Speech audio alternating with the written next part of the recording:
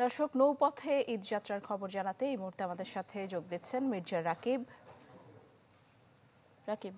মির্জা, সদরঘাটে তো মানে পদ্মা সেতু চালু হয়ে যাবার পরে এমনিতে একটু চাপ কমে আসছিল গেল কয়েক বছর, তারপরও এখন ব্যস্ততা কেমন দেখছেন আপনি ঈদ ঘিরে?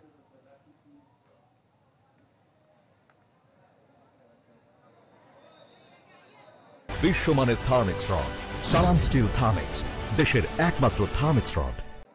নাইম, রমজানের ওই রোজার শেষে এলো খুশির ঈদ। সেই ঈদের আমেজ যেন সদরঘাটে এসে ধরা দিয়েছে। আমরা যেমনটি দেখতে পাচ্ছি, সদরঘাটে কিন্তু গতকাল থেকেই উপচে পড়া ভিড় আমরা লক্ষ্য করেছিলাম। আজকের দিনে যেহেতু সরকারি সকল অফিস আদালত এবং প্রায় 40% গার্মেন্টস বন্ধ হয়ে গিয়েছে, তারই পরিপ্রেক্ষিতে কিন্তু গতকালকের তুলনায় আজকে ঘরমুখো মানুষের আরও বেশি ভিড় আমরা দেখতে পাচ্ছি। আপনি যেমনটি বলছিলেন, পদ্মা সেতু হওয়ার পর বিগত বেশ 2 থেকে 4 বছর কিন্তু এই সদরঘাট লঞ্চ টার্মিনালে কিন্তু আমরা সেরকম উপস্থিতি বা যাত্রীর ভিড় দেখতে পাচ্ছিলাম না। কিন্তু এবারের ঈদটা অনেকটাই ব্যতিক্রম। আমরা যাত্রীদের সাথে কথা বলে যেমনটি জানতে পেরেছি, তারা আমাদেরকে জানাচ্ছিলেন যে এবারের ঈদে যেহেতু কিছুটা অগ্রিম ছুটি তারা পেয়েছেন, সেহেতু বাংলাদেশের দক্ষিণাঞ্চলের যেই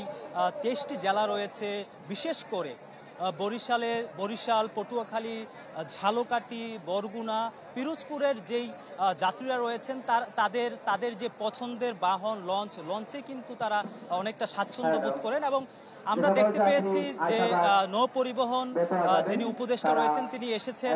আইন শৃঙ্খলার তেমন কোনো গাফলতি আমরা লক্ষ্য করছি না, তবে কিছুটা যাত্রীদের অভিযোগ আমরা পেয়েছি। কেননা যেহেতু যাত্রীর চাপ বৃদ্ধি পেয়েছে, সেক্ষেত্রে কিছুটা অতিরিক্ত যাত্রী এবং ভাড়া বেশি আদায়ের আমরা অভিযোগ পেয়েছি। তো এই ছিল সদরঘাট থেকে সর্বশেষ। মির্জা, আপনাকে ধন্যবাদ।